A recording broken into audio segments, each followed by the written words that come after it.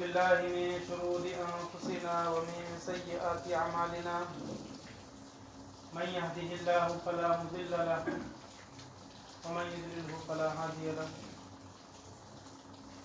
أما بعد فأعوذ بالله من الشيطان الرجيم بسم الله الرحمن الرحيم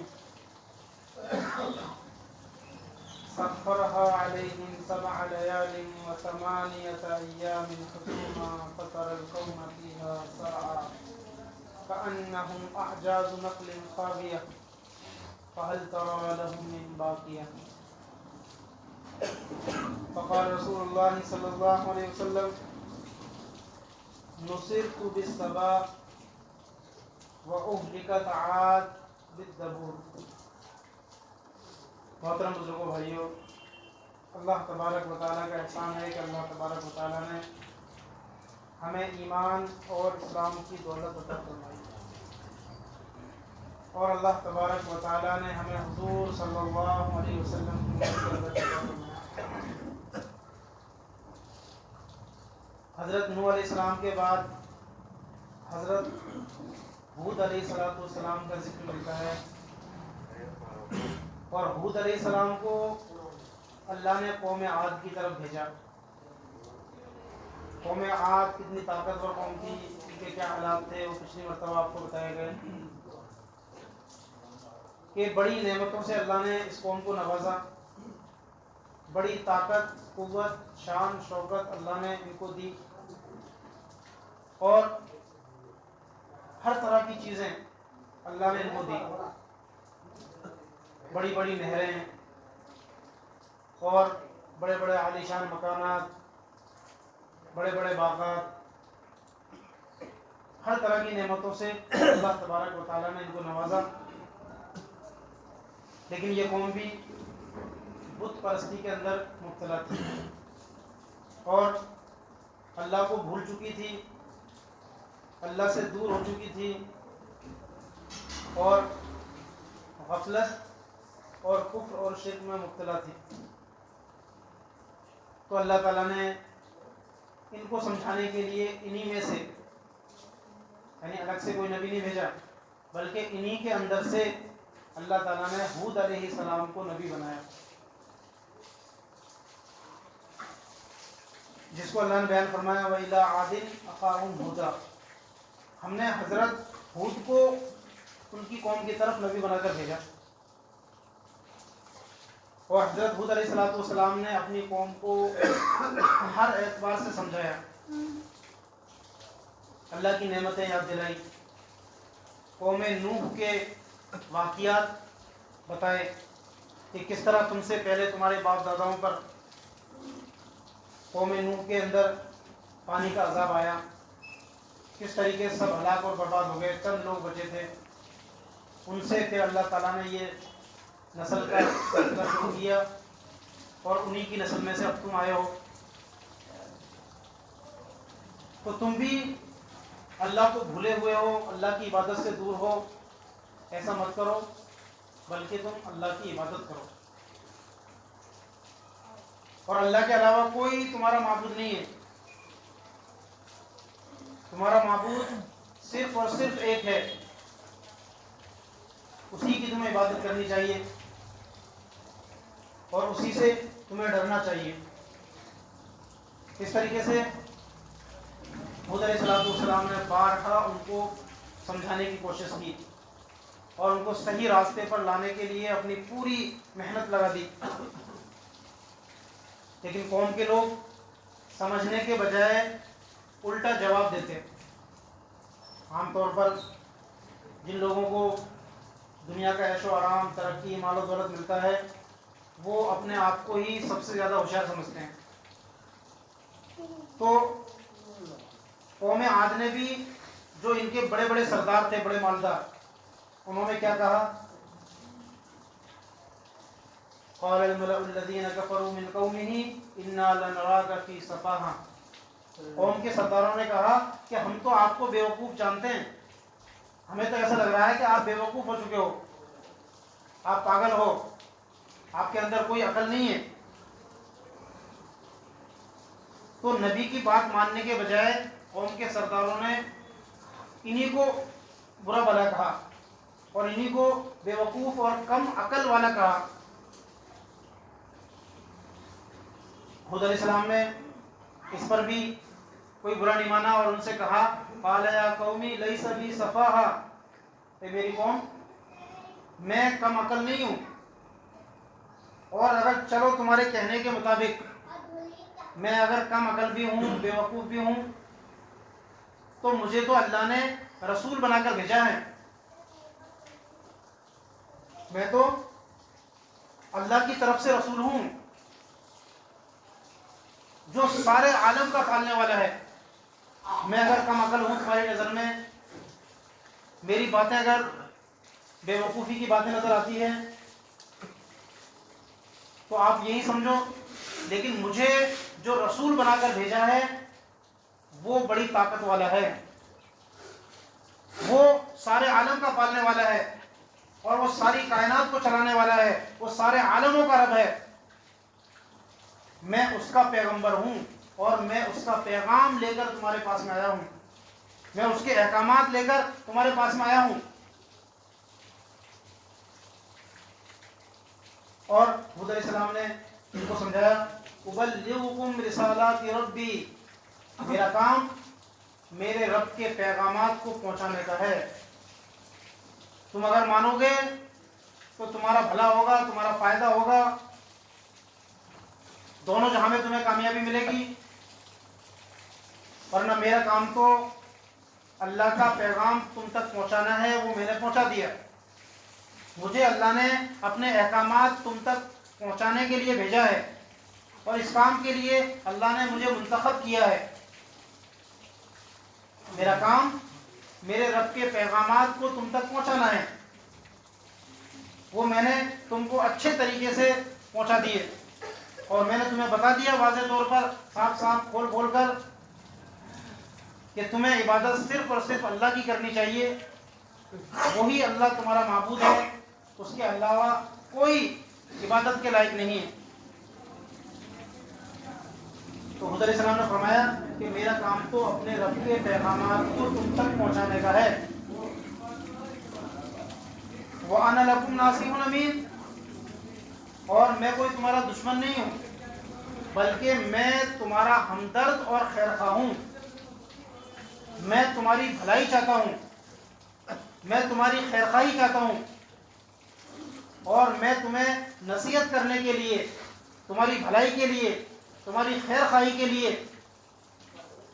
ہوں، اور میں امانت دار ہوں. میں تمہارے لیے نصیحت کرنے والا، تمہارے لیے ہمدرد اور تمہارے لیے خیر خواہ ہوں، اور میں امانت دار بھی ہوں. یعنی ایسا نہیں ہے کہ اللہ نے جو پیغام مجھے دیا اس پیغام میں کسی طرح کی کوئی خیانت کر رہا ہوں، کہ اللہ کے پیغام میں کچھ اپنی طرف سے ملا کر تمہیں بتا رہا ہوں، یا اللہ کے پیغام کو میں چھپا رہا ہوں، یا اس میں کسی طرح کی کمی بیشی کر رہا ہوں. اس چیز سے میں بالکل پاکیزہ اور صاف ستھرا ہوں. مجھے اللہ نے تمہارے لیے ہمدرد، خیر خواہ اور امانت دار بنا کر بھیجا ہے. جو بھی اللہ کا پیغام تھا وہ میں نے تمہیں امانت داری کے ساتھ میں پہنچا دیا.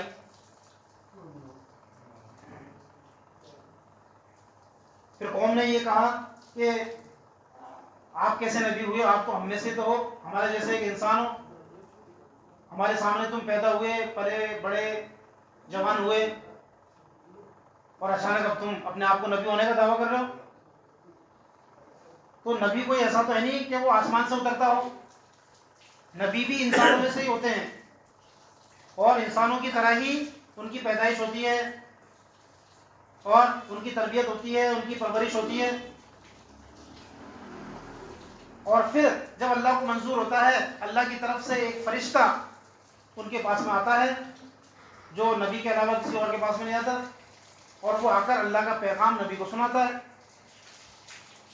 تو اس کام کے لیے اللہ نے مجھے منتخب کیا تم میں سے، کہ میں تمہارے اندر سے ہی ہوں اور تم مجھے جانتے ہو، میری حقیقت کو جانتے ہو، میری اب تک کی زندگی تمہارے سامنے گزری ہے. تو اب اللہ نے مجھے اس کام کے لیے منتخب کیا ہے تو تمہیں اس بات سے تعجب ہوتا ہے کہ یہ کیسے نبی ہوئے؟ تو ہمارے اندر سے ہی، ہماری قوم کے ہی ہے، ہمارے جیسے انسان ہے، یہ کیسے نبی ہوئے؟ تو حود علیہ السلام نے فرمایا کہ کیا تمہیں اس بات سے تعجب ہوتا ہے کہ تمہارے پاس میں ایک نصیحت آئی تمہارے رب کی جانب سے، ایسے شخص کی معرفت جو تم ہی میں سے ہے، یعنی کوئی انجان آدمی نہیں ہے، کوئی اجنبی آدمی ہو، دور کا ہو، جس کے بارے میں تمہیں پتہ نہیں ہے، اس کی امانت داری، دیانت داری، اس کی سچائی کے بارے میں تمہیں پتہ نہیں ہے، ایسا کوئی آدمی نہیں ہے، بلکہ اللہ نے تمہارے پاس میں جو نصیحت بھیجی ہے وہ تمہارے اندر سے ہی ایک آدمی کو اللہ نے منتخب کیا، اور اس آدمی کی معرفت اللہ نے تمہارے پاس میں اپنی نصیحت بھیجی ہے تاکہ وہ تم کو ڈرائے اللہ کی نافرمانی پر کیا سزا ملتی ہے، اللہ کی نافرمانی پر کیا عذابات ہیں، کیا نقصانات ہیں، اللہ کی عبادت کرنے کے کیا فائدے ہیں۔ تو ان تمام باتوں کو تمہیں سمجھانے کے لیے اللہ تعالیٰ نے مجھے اس کام کے لیے منتخب کیا ہے۔ اور حضور علیہ السلام نے آگے فرمایا وَاذْكُرُوا إِذْ جَعَلَكُمْ خُلَفَاءَ، اور تم اس وقت کو یاد کرو جب اللہ تعالیٰ نے تمہیں قوم نوح کے بعد میں زمین کا خلیفہ بنایا، قوم نوح کو ہلاک اور برباد کرنے کے بعد میں زمین کا مالک اللہ نے تمہیں بنایا اور تمہیں زمین میں سب سے زیادہ طاقتور اور مضبوط بنایا، اس وقت کو تم یاد کرو۔ فَاذْكُرُوا آلَاءَ اللَّهِ، اور تم اللہ کی نعمتوں کو یاد کرو، اللہ کے انعامات کو یاد کرو، اللہ کے احسانات کو یاد کرو تاکہ تم کامیاب ہو جاؤ۔ انسان جب اللہ کا نافرمان ہوتا ہے، اس کے عادت اخلاق خراب ہوتے ہیں، وہ گناہوں کے اندر مبتلا ہوتا ہے، اللہ کی نافرمانی میں ملوث ہوتا ہے، تو اس کی ایک وجہ یہ بھی ہوتی ہے کہ وہ اپنی پہلی زندگی کو بھول جاتا ہے کہ اللہ نے مجھے کس طرح پیدا کیا، میں کس طرح رہا، کس طرح بڑا ہوا، اور کس طرح اللہ نے مجھ پر انعامات کیے، مجھ پر احسانات کیے۔ تو آدمی اپنی پچھلی زندگی کو، پہلی زندگی کو بھول جاتا ہے، اور جیسے ہی اس کے پاس میں تھوڑا مال دولت اور عہدہ، ڈگری، ترقی کچھ ملی تو وہ سمجھتا ہے کہ اب میں ہی سب کچھ ہوں۔ تو قوم عاد کا بھی یہی حال تھا۔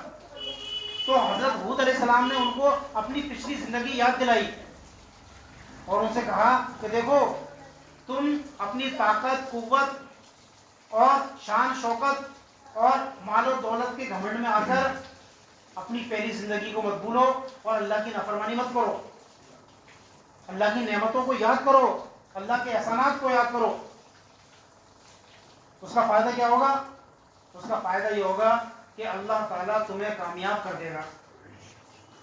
انسان اپنی پہلی زندگی کو یاد رکھتا ہے، اللہ کے احسانات کو یاد رکھتا ہے، اللہ کے انعامات کو یاد رکھتا ہے، اللہ کی نعمتوں کو یاد رکھتا ہے، تو یہ وہ چیز ہے جو انسان کو کامیاب کرنے والی ہے۔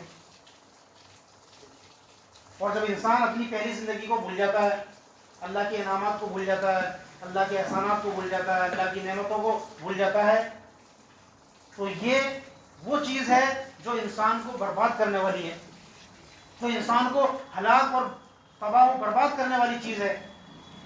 دنیا کے اندر بھی ان حرکتوں سے انسان ذلیل رسوا ہوتا ہے، دنیا والوں کی نظر میں بھی ذلیل ہوتا ہے اور اللہ کی نظر میں بھی ذلیل اور رسوا ہوتا ہے۔ تو اس طریقے سے حضرت ہود علیہ السلام نے عجیب طریقے سے اپنی قوم کو سمجھانے کی پوری کوشش کی، لیکن قوم نے کہا کہ اگر آپ سچے نبی ہو تو جس عذاب سے تم ہمیں ڈراتے ہو وہ عذاب لے کر آؤ، لے آؤ اس عذاب کو، ہم تو تمہیں نبی ماننے والے نہیں ہیں، ہم تمہاری بات نہیں مانیں گے، ہم اللہ کی عبادت نہیں کریں گے اور تمہاری بات ہمارے سمجھ میں نہیں آتی ہے، تم اگر ہمیں عذاب سے ڈراتے ہو تو ہم اس عذاب سے نہیں ڈرتے، اس عذاب کو تم لے کر آؤ۔ فَأْتِنَا بِمَا تَعِدُنَا، کہ لے آؤ اس عذاب کو جس کا تم ہم سے وعدہ کرتے ہو، اگر تم اپنی بات میں سچے ہو، اگر تم سچے ہو اور سچ بولتے ہو تو وہ عذاب ہم پر لے آؤ۔ یعنی کتنی سخت قوم ہوگی، کہ عذاب کا خود مطالبہ کر رہی ہے نبی کے ذریعے، اور نبی سے کہہ رہی ہے کہ وہ عذاب تم لے آؤ. تو اس طریقے سے حود علیہ السلام نے اپنی قوم کو ہر اعتبار سے سمجھانے کی کوشش کی، لیکن قوم نہیں سمجھی، اور آخرکار جو ان کا حشر ہوا وہ ہم سب جانتے ہیں. باقی بات انشاءاللہ اللہ تعالیٰ ہم سب کو عمل کی توفیق عطا فرمائے.